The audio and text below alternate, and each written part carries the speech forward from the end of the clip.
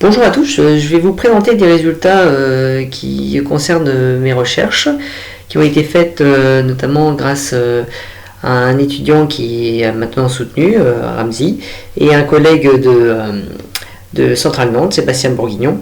Donc c'est vraiment des liens qu'il y a entre la recherche opérationnelle et le traitement du signal. Ce qu'il faut retenir là-dedans, c'est vraiment une démarche.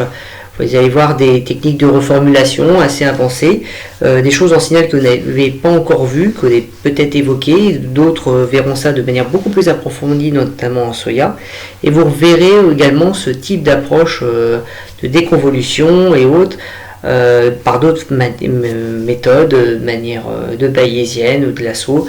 Enfin, vous entendrez peut-être des mots par la suite dans d'autres cours. Mais en tout cas, là je vous fais cette présentation pour vous montrer que toujours, la recherche opérationnelle est en interaction avec toutes les autres disciplines, et donc les principes que vous avez appris dans ce cours de modélisation, vous pourrez les appliquer également dans vos futurs travaux. Donc là, on va vous montrer donc, les liens entre l'optimisation globale, les formulations MIP avec Mix Integer Programme, et les problèmes de sparse recovering ou solutions sparse, les problèmes de moindre carré. Donc le contexte.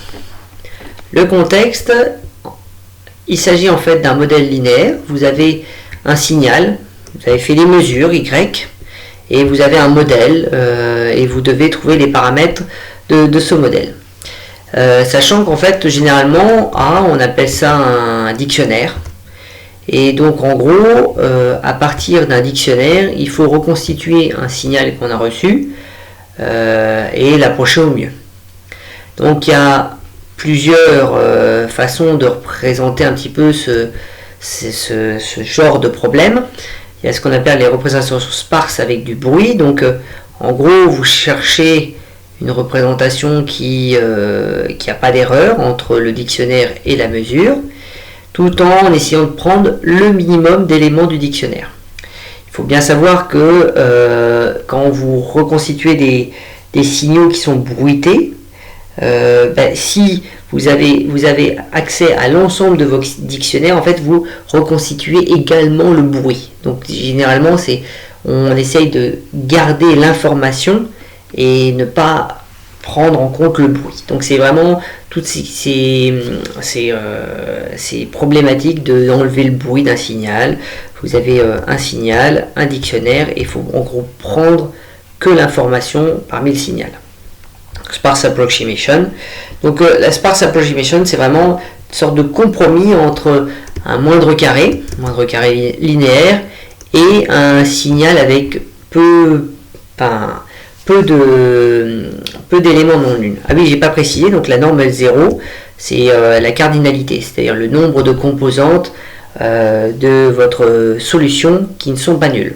Donc si vous essayez de minimiser la norme L0, vous essayez de minimiser le nombre de composantes non nulles. Donc l'approximation sparse, c'est toujours un compromis entre on veut que le signal soit reconstitué à partir des éléments du dictionnaire, mais pas trop d'éléments du dictionnaire, parce que du coup on reconstitue sinon le bruit. Donc voilà. Un petit exemple. Donc A, c'est une matrice de convolution, une matrice Topics. Y, c'est un signal. Donc Y, je vous l'ai montré ici, c'est le bleu, là, voilà. Et en gros, vous avez une impulsion qui peut arriver à chaque fois que vous avez un trait rouge. Voilà. Donc vous avez un trait rouge, vous avez avec une amplitude, et donc là on a une impulsion dans ce sens-là, on a une impulsion dans ce sens-là, une impulsion dans ce sens-là, impulsion ici, impulsion ici, impulsion ici, impulsion ici. Et donc le but, c'est de savoir où sont les impulsions dans le signal, et sachant que on sait qu'il n'y en a pas par ici par exemple, et si vous mettez des petites impulsions ici, en fait vous allez reconstituer le bruit. Donc on sait qu'il y a peu d'impulsions qui contiennent l'information, et que si on prenait toutes les impulsions possibles, on reconstituerait le bruit, notamment ici. Donc du coup, c'est ça le compromis entre il faut reconstituer le signal à partir de différentes impulsions, tout en n'en prenant pas trop, parce que sinon on va reconstituer le bruit et on veut pas le bruit. Un autre problème du genre, c'est ce qu'on appelle la déconvolution hyperspectrale. Vous avez un signal qui vient généralement des images satellites, hein, et en fait vous voulez savoir, avoir une haute précision et savoir ce qui se passe dans un pixel de votre image. Donc vous avez un pixel qui est pris par le capteur, et le capteur, c'est un capteur hyperspectral, donc il ne reçoit pas juste la couleur, il analyse toute la bande de fréquence de votre signal, et donc on sait, on a tout le spectre de la lumière de chaque pixel. Et donc à partir du spectre de la lumière de chaque pixel, il faut savoir si le pixel en question il est constitué d'eau, de sable, de forêt, d'un mix des deux. Donc vous avez un dictionnaire de spectres qui correspond à des éléments purs, on va dire. Genre là c'est que de l'eau, là c'est que de la forêt, là c'est que des roches. Et donc quand vous avez un pixel donné de votre image à vous, il faut savoir est-ce qu'il y a 20% de rochers, de 10% d'eau et 5% de forêt dans ce pixel. Voilà. Il y a aussi toutes les problématiques de compressing qui sont à peu près aussi pareilles, où vous avez un moindre carré linéaire et une norme L0, c'est-à-dire minimiser la cardinalité de votre solution. Donc au final, c'est un problème biobjectif, vous avez deux objectifs, vous voulez à la fois minimiser l'erreur entre votre signal et la reconstitution à partir de votre dictionnaire, et également minimiser aussi la cardinalité du signal que vous trouvez pour ne pas avoir trop de solutions, pour ne pas avoir trop d'informations erronées. Alors, il y a plein de façons de faire ce genre de problème biobjectif, hein. On peut considérer que c'est un biobjectif comme ça et puis faire ce qu'on appelle le front de Pareto. Bon, c'est pas l'objet d'aujourd'hui, mais on peut le formuler de trois façons différentes. Première façon, c'est vous minimisez le moindre carré et vous prenez l'autre objectif en contrainte. C'est-à-dire vous dites à l'utilisateur, bon, donnez-moi une bande supérieure sur la norme L0, c'est-à-dire le nombre de composants non nuls maximal que je suis autorisé à prendre, et je vais vous minimiser le moindre carré linéaire en prenant en compte cette contrainte. Ça c'est la première façon, ça vous donne des solutions suivant cas. Une autre façon, c'est de dire, est-ce que vous pouvez me donner un ratio entre les deux objectifs? C'est-à-dire, est-ce que c'est mieux de minimiser, vous avez une sorte de jauge entre l'objectif premier et l'objectif L0.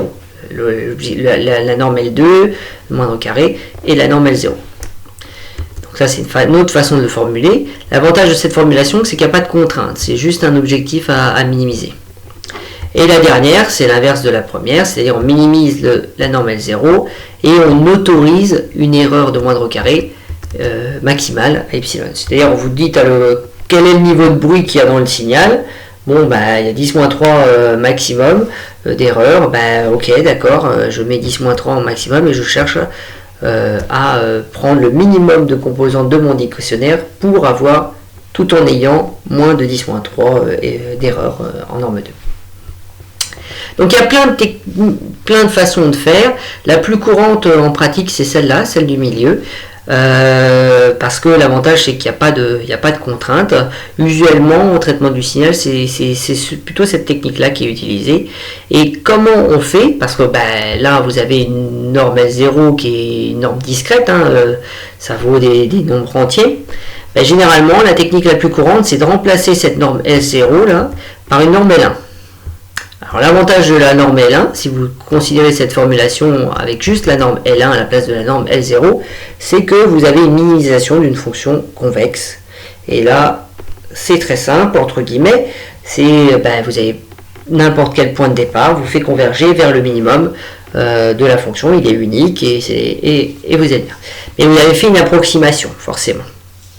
Donc il y a d'autres méthodes qui disent, on ne fait pas du L1, on fait du LP. C'est-à-dire on met un norme L2, une norme L3, plein d'autres choses. Il y a des demi-normes aussi, des méthodes proximales, un opérateur de projection à la place de la norme L0.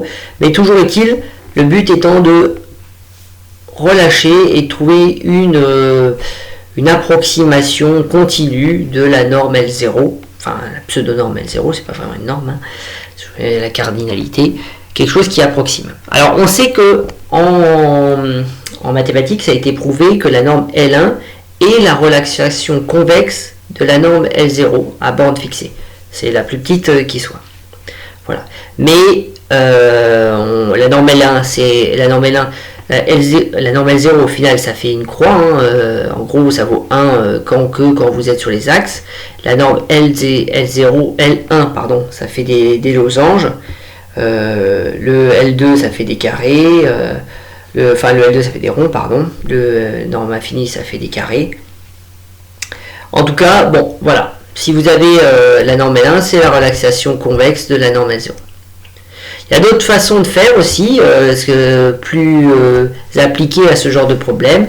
Orthogonal machine OMP par exemple, qui lui part d'une solution X à un seul élément et va essayer d'ajouter un élément. Et il y a plein de façons de faire d'ajouter cet élément.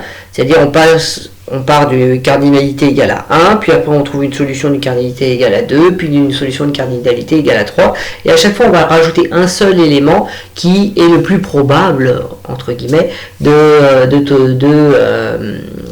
contenir l'information. Et donc à la fin, qu'on s'arrête quand on a suffisamment minimisé, entre guillemets, l'erreur, ou qu'on a suffisamment de composantes non nulles. Voilà. Alors l'avantage, c'est qu'il y a des petits cas particuliers qui, sur la forme du dictionnaire, s'il est à peu près orthogonal ou des choses comme ça, alors ce qui est bien, c'est que si vous remplacez la L0 par une L1, vous avez la même solution.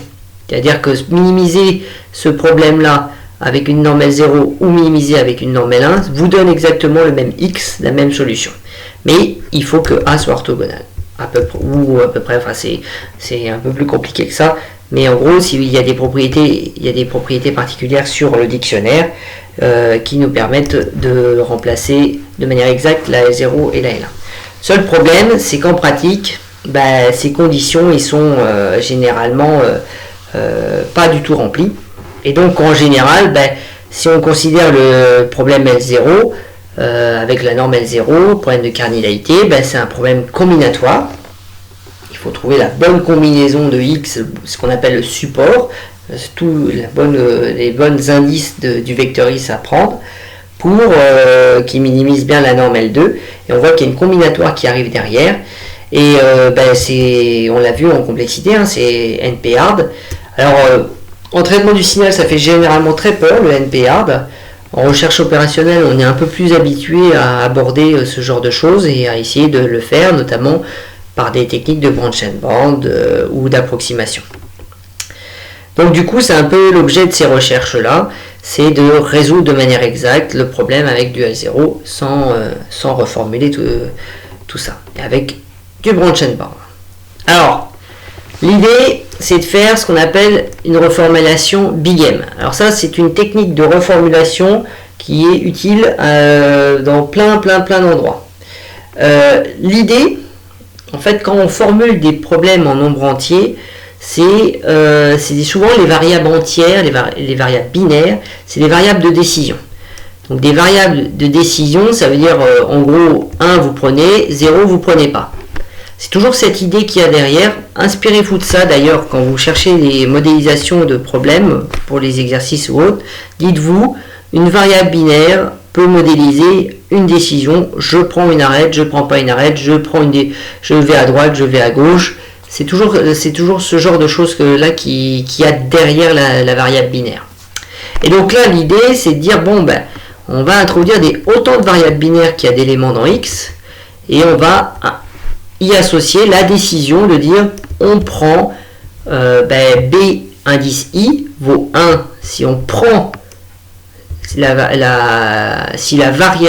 l'indice XI est non nul dans la solution.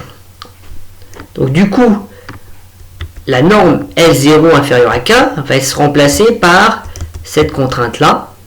Vu que les BI veut dire BI vaut 1 si XI est non nul, et BI vaut 0 si XI est nul.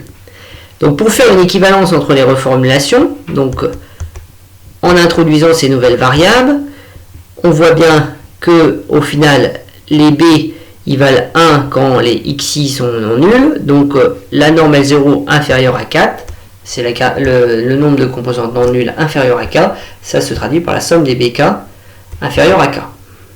BI inférieur à k.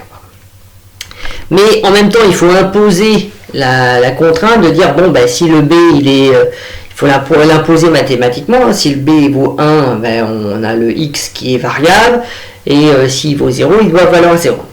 Et l'idée, c'est de rajouter ce type de contrainte, donc c'est vectoriel, hein.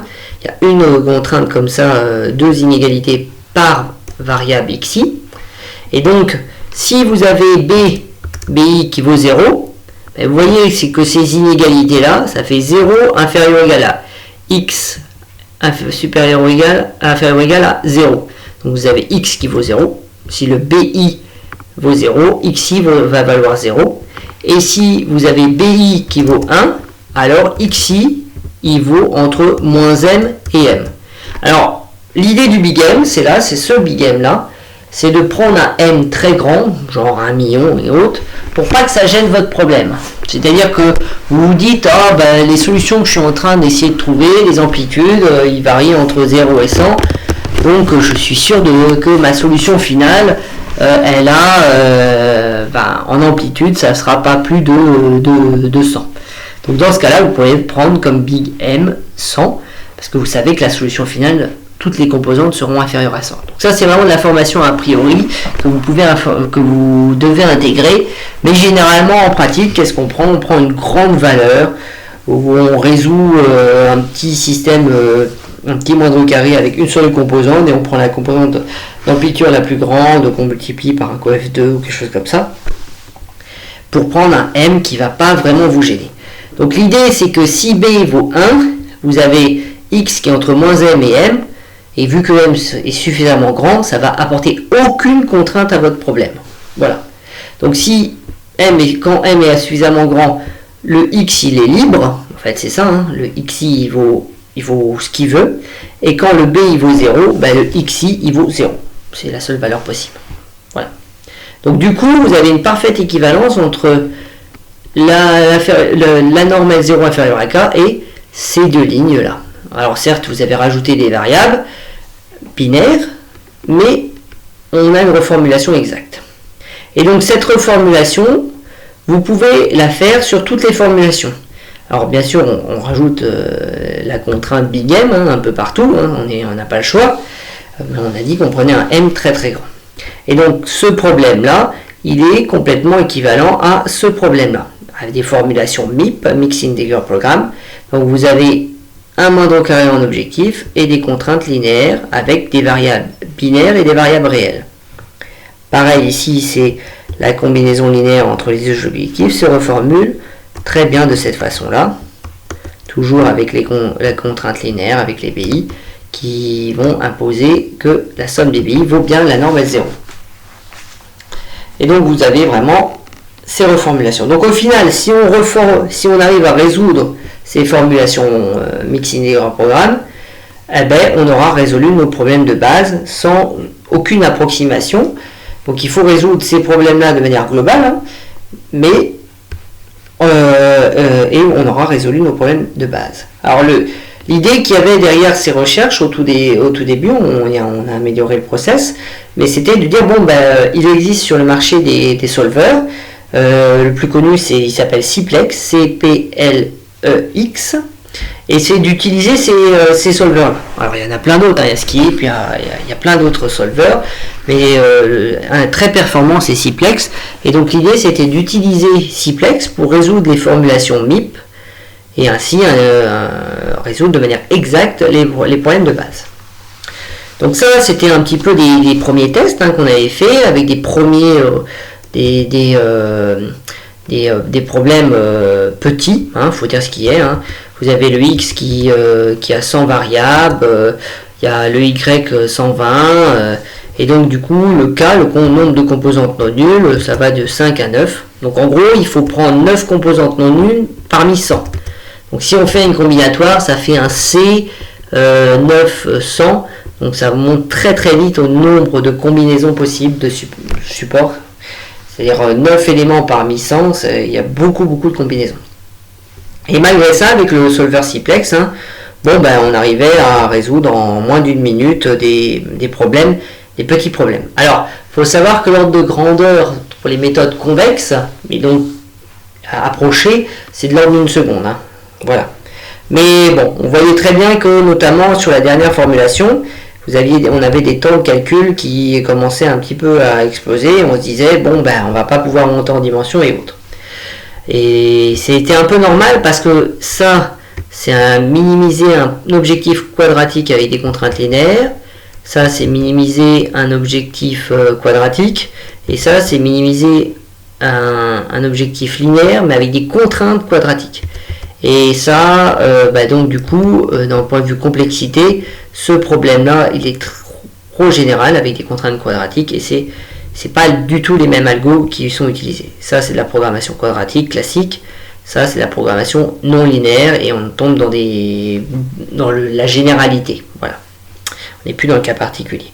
D'où aussi, notamment ces baisses de performance. Donc l'idée de la thèse de l'étudiant, c'était de faire mieux. Voilà.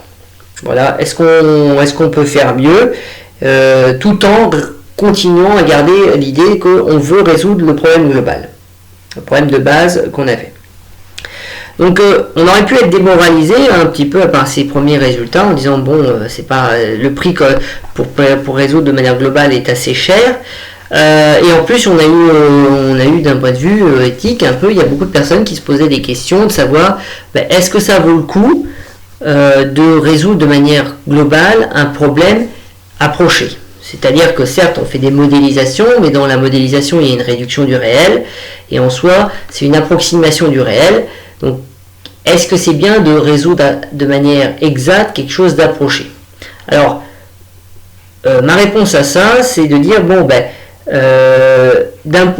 généralement quand vous avez un algorithme approché et que vous résolvez donc un modèle approché avec un algorithme approché, vous avez deux niveaux d'approximation.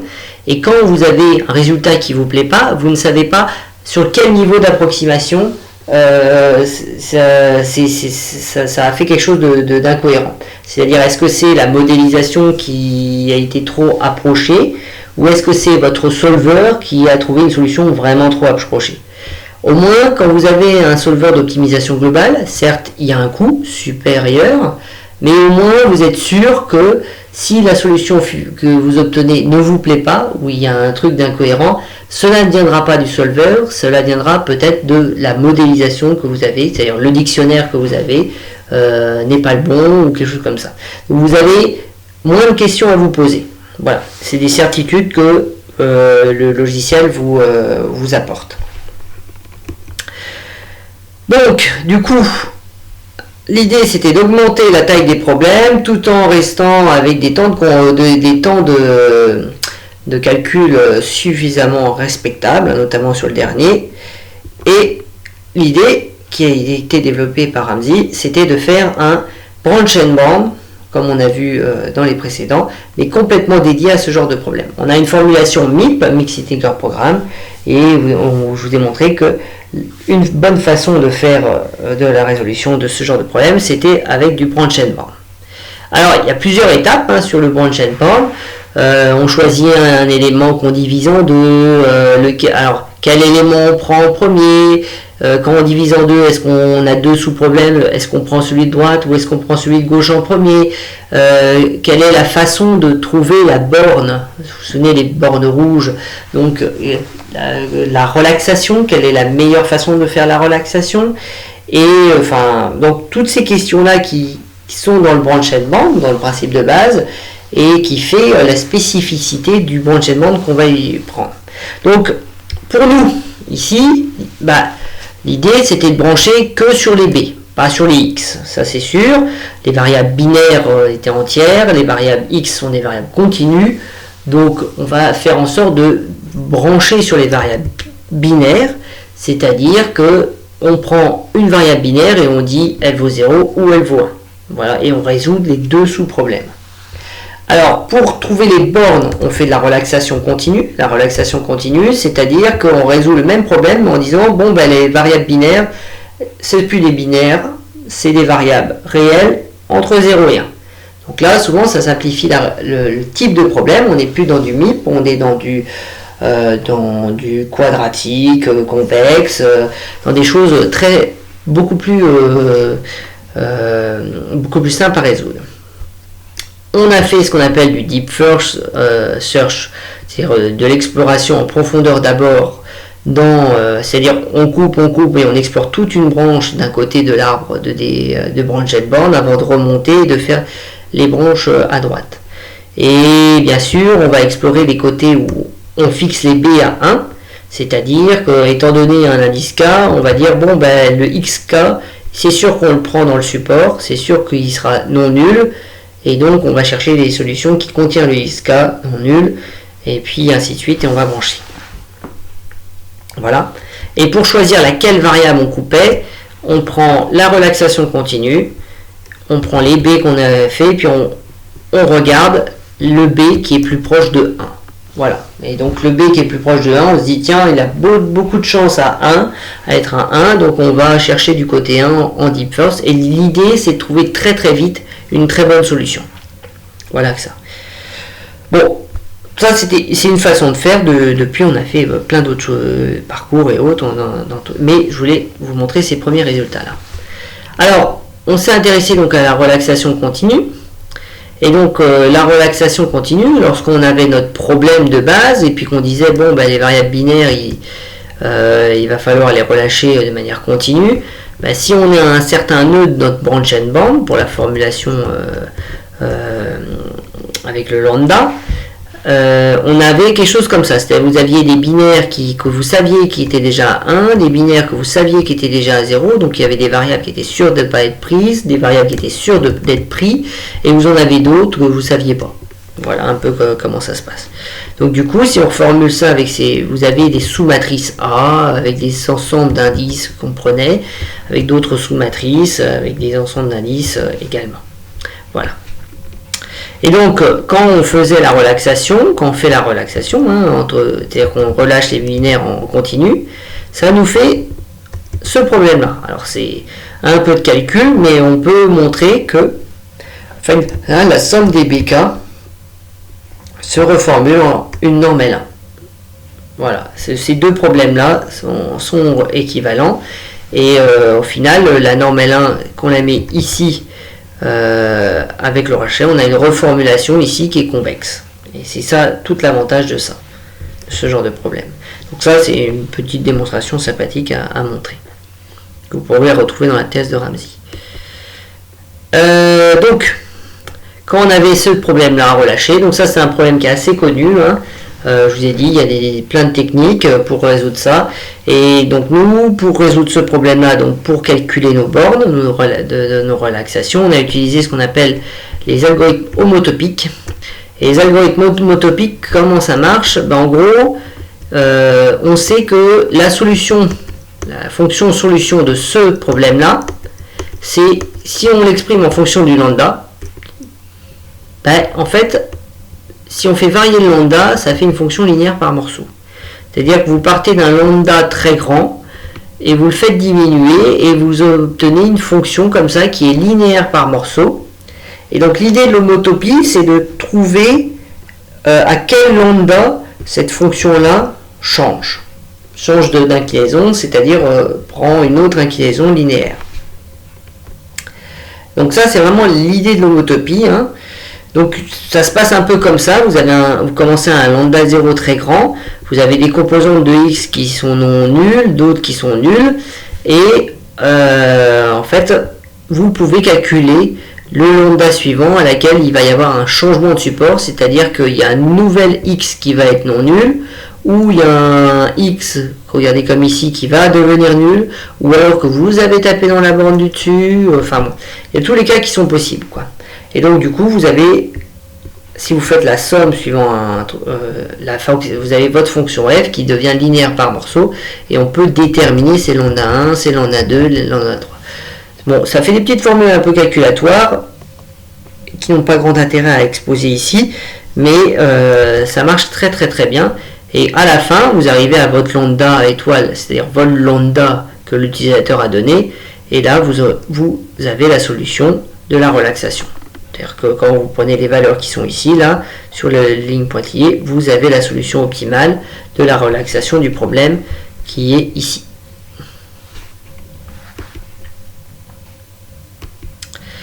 Donc si on fait un petit peu sur une courbe de Pareto, c'est-à-dire si vous prenez, étant donné 1x, sa norme 2, le moindre carré de l'erreur, et sa norme 1, en fait ça fait que vous êtes parti d'un lambda et puis vous montez, vous dégradez, en fait vous partez d'un objectif, d'une solution avec une norme L1 très petite, et petit à petit vous trouvez une solution qui est de moins en moins d'erreurs en moindre carré d'attache aux données, mais qui a une norme L1 de plus en plus grande jusqu'à tomber sur le lambda étoile, c'est-à-dire le lambda que l'utilisateur a donné.